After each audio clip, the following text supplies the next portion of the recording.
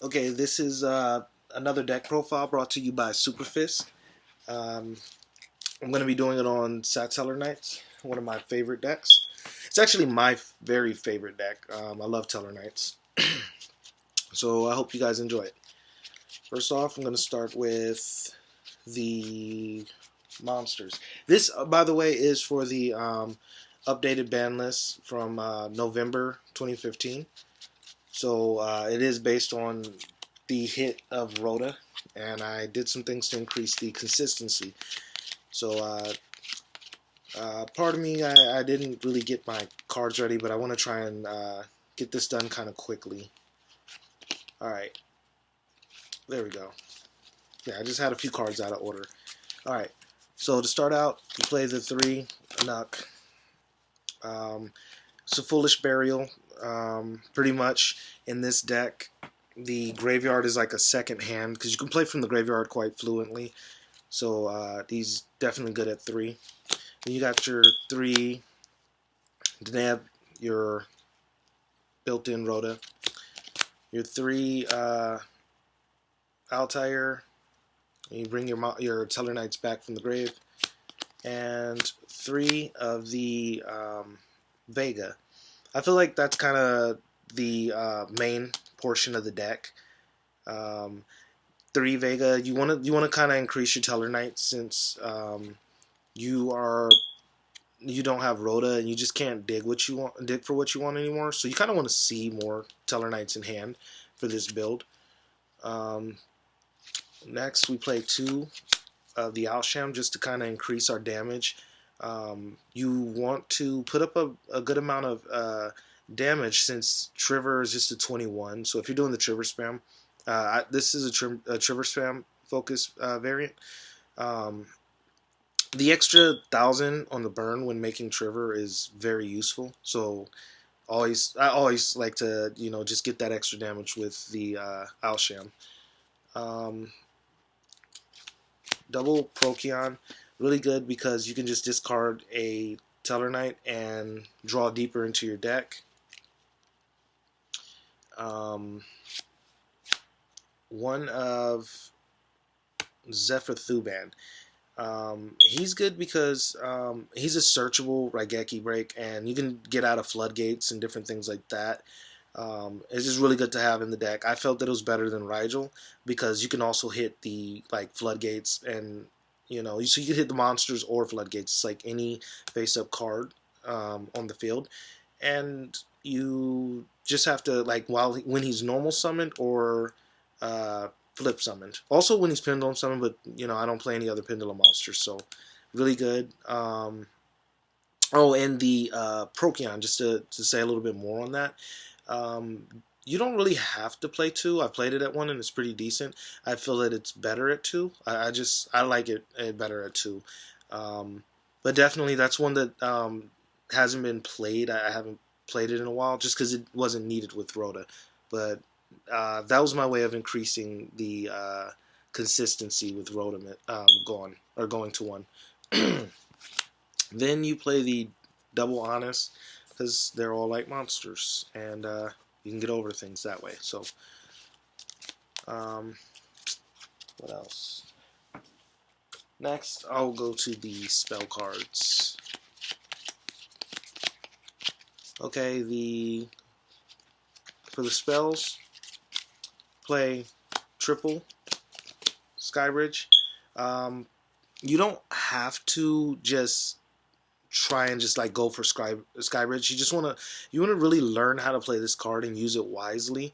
It can be used during battle. It can be used at when you just have a Tellarknight. Say for instance you go Procyon, discard a card, draw a card, and then Skybridge into a Nuck, so you have a bigger monster that you're sitting on.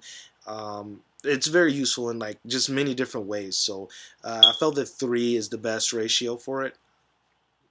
But again, I play 43 card decks, so if you play a 40 card deck, then you can opt for playing a lesser amount of this, or of any of the other Tellarknights or anything. Just as your personal preference, of course.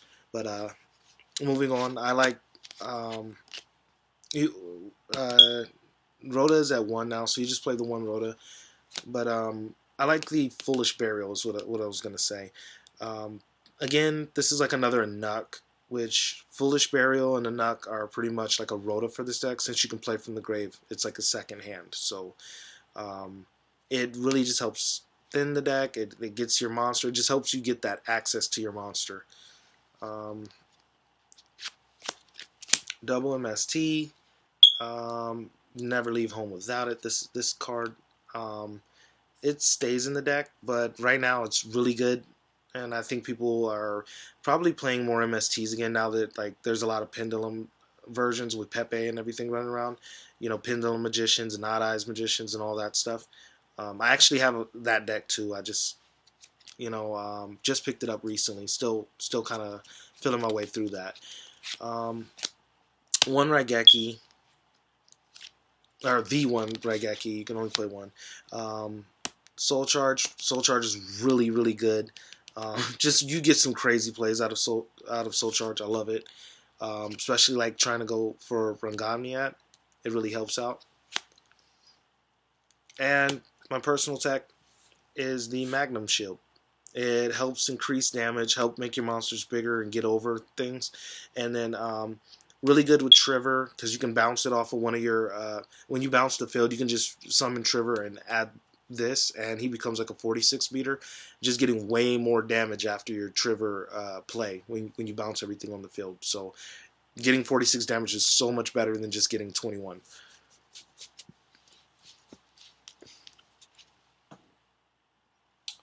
Um, 1 second. Okay, there we go. Traps. For traps, we play 3 Nova Alpha. I love this card. Some people don't like it. I've been seeing more people starting to like it. I didn't like it at first, but it really is one of the biggest things that this deck has to offer is being able to respond to spell trap or monster effect in one card. You do go minus, but you also draw a card. And that minus, like I said, you can recover from that in the grave. But stopping a big play from your opponent is very important. Um, Another card that I like to play. I don't know where did that card just go. Well, okay, here it is. Sorry, I had my traps like mixed up with my side deck. I don't know how I just did that, but um, so also I like to play 2 Wiretap, and again, if you play a 40 card deck, then you might not want to put this in there. But for me, I like to play a 43 card deck. I feel it's more persistent, and I like to overlap my trap cards, giving me more opportunities to do similar plays. These are gonna come out for the Dark Bribes, though. For the longest, I didn't like Dark Bribe, but I kind of feel differently about it now, and just ordered to and feel like I'd rather have the opportunity to go for spells. I didn't want to give my opponent an additional card. I didn't want them to draw a card, but I feel like that's just not that bad. And with Monarchs, I just picked up that deck too. I love Monarchs, but you want to stop their domain of the Monarchs. You want to stop their patheism, I think it's called. You want to stop their spell cards, and like I rather them not draw two. I rather them not search directly what they want. So the Dark Bribe just seems so much better, and overlapping those and just letting them draw one card is better than them just going into their plays. And that can be useful even against like pendulums and just different decks. So I see Dark Bribe in a different light. So the wiretaps will be coming out for that. And so again, like I said, I like overlapping. You have spell, trap, and monster effect negation, and with the Dark Bribes, you'll have spell and trap negation. Just really having plenty of plays to stop your opponent. And then you have the 3 Fiendish Chain, and just really increasing your effect negation, which is really important in the game right now. Like, and these can be bounced with your Trigger. If you didn't know, if there's anybody new to the game that doesn't know that, like Trigger really gets like a lot of use out of your Fiendish Chains. So between that, I end up having like a lot of spell trap and monster effect negation. That's really what makes the deck so powerful for this build. Then you have your 3 Call of the Haunted and oop, 2 Oasis of Dragon Souls, which is pretty standard. Um, and some people play 3 of the Oasis. I don't really like it, but I do like one card that's not really seen. Nobody really plays. You can see that. Um, it's the Stellar Nova Wave. This card allows you to special summon on your main phase. Special summon a Tellarknight from your hand during your main phase or during your opponent's battle phase. And this just really helps you go off um, even more. So um, basically, think of it as like an Oasis or Call of the Haunted as far as letting you play on your opponent's turn. Except for it lets you play with one from your hand instead of one from the grave. And even in your own turn, that actually helps because sometimes you can special summon and then get a bunch of stuff with your Call of the Haunted and then not even have used your normal summon. And that's how you would get to the Zephyr Thuban. If you got that in hand, you could just normal summon that. So if that went to the grave, you Call of the Haunted it, Trigger, and then normal summon that. And, you know, there's just like or normal summon like a Vega and then there's just like different things you can do. Like I forgot the combination with that. I'll probably explain that in another video if I remember how to do it. But um, yeah, it really gives you just like that additional normal summon. Also, say if you didn't use Alsham, you can go for Trevor and then like normal summon additional Alsham or or the Altair. So if you were just playing off the Call of the Hondeds in this, so really good. That's why it's only a one of though. It's not something that you would play like 2 or 3 of, but that one of it just helps out here and there. Just you can get some big plays out of it. Yeah, I wish I could think of how that play worked, but maybe I'll mention it in a future video if I remember the play I'm thinking of. But anyways, I'm gonna move on to the extra deck. I'm sorry if this video is like really unorganized. Like I don't know how, but I got my cards a little bit mixed up, and I just was looking through them a second ago, and yeah, I got them like a bit mixed up. But here we go. I'm ready. The extra deck. I play 1 M7, 1 Omega, 1 Diamond, 2 Trigger, 1 Delteros, 1 Heroic Champion Gandiva. Really MVP in a lot of my games. This always is always a very powerful card for me. I just recently got the ulti too, so I'm really excited. I had a Ultra, I think, yeah, but yeah, I just recently got this. Found it online on Amazon. Heroic Challenger Excalibur. Ngamiat, really good for like he can just really like help you like solidify a win. Really powerful. And I think like Satellarknights is probably one of the best decks to play it in. Like it's probably the best warrior deck in my opinion. Bujin and Matarasu, really good because I call this the 5th finger or the thumb of the Satellarknights because they can get back monsters and summon things from so many different places, and this allows you to do it from the Banish Zone, so it helps you recover from getting trished and dealing with like Dark Law. Once you get past the Dark Law, if you want to get some of your materials back, if you don't know, summon this, and on your turn, you can detach and summon one of your level 4 lower monsters back, which, if you hadn't used that monster's effect, you would then get the effect from it. And on your opponent's turn, you can use it, detach, and just add one back. So really good. I love this card. It's one that's been staple since I started playing Satellarknights. Bujin Amaterasu really helps get you out of bad hands. If you're not playing it, check it out. Again, basically with this you discard your hand, so you want to play the things that you like first, that you want to put down first. But then, like, if you got like an extra monster, discard that and draw two cards from it, like, and set up grave and dig two cards deeper in your deck. Way more important, especially with the Rhoda hit. It just becomes even better.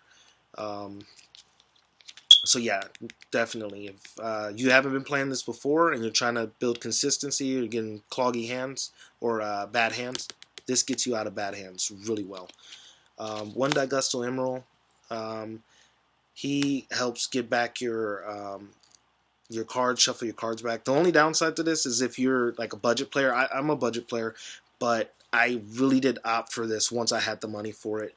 I just felt this was worth it. It actually was. I would, I like to have like multiple copies of certain really good cards, but um, I play budget as much as I can. But this was worth it. It's even if you don't use it a whole lot, it's very good for this deck. Also, you draw a card after you shuffle three back. Um, Castell, really good because you can remove problematic cards, floodgates, different things, shuffle them back into the deck. And also with your Trevor plays, like, if he's dead on the field after using his effect, you could just bounce him again and just have him for later. Or shuffle him back with Digusto Emerald. Oh, that's another thing about Digusto Emerald. He lets you play one of your extra deck cards, so you don't have to worry about the deck space as much. Oh, so just think of him as a second of every other card in your deck, in your extra deck. And yeah, and cards in your deck. Gaga Cowboy, really good in this deck. You can use him when you go for like Alshem or Vega and excuse me, Altair and Vega to bring back like Alshem or summon Alshem from your hand. That'll give you 1,000, and then go to Cowboy in defense and burn for 1,800. So you can close out games at 1,800 attack with this deck and Gaga Cowboy. And last but not least, for the extra deck, we play Blade Armor Ninja just because ninjas never go out of style. And I mean, come on, it's a ninja, really. Moment, just a moment for respect for the ninja. Okay, anyways, the point is that he really does get that extra double, that double attack, just getting the additional damage. And there are some times that you can actually OTK. This deck doesn't OTK often, and he makes it possible. And I've actually lost games due to accidentally leaving these two at home, and there's just so many opportunities to close out games or just push for the additional damage you need. Or just, yeah, close out games or just push for the additional damage like mid game or to close out. And, that just gave my opponent too much time to come back. So that was like the only time I just really had a bad day playing this deck. Okay, so now that I've overtalked, I apologize that I talked so much, but to be honest, I love to hear myself talk. No, honestly, I talk a lot. It's just me. But I'm gonna move on to this side deck. Now, I like to side deck extra deck cards, and that's just basically because you don't get enough extra deck space, in my opinion. But in the side deck, I play the Ptolemaeus. I don't think that you really need him in the main deck for Satellarknights, but I side him for like matchups with like when I want to go for diamond faster and still have a little bit of materials left over in my hand, or to go for like an Abyss Dweller, and I'll like Diamond Abyss and Abyss Dweller on the board, and it just really gives grave decks and dark decks and things like that that thrive off the grave. It gives them a really hard time to get over that, and really that's actually usually a blowout. It's usually like that's game. They can't recover, they can't really get around it. Heartland Draco, another card that I almost always like end up using, but almost never in the first game. As just like I'll find like during the first game, I'm like, okay, I need to be able to get around these big monsters easier, and I'll like side them in. So I love siding the extra deck. Again, the The other card is Still Swarm Roach.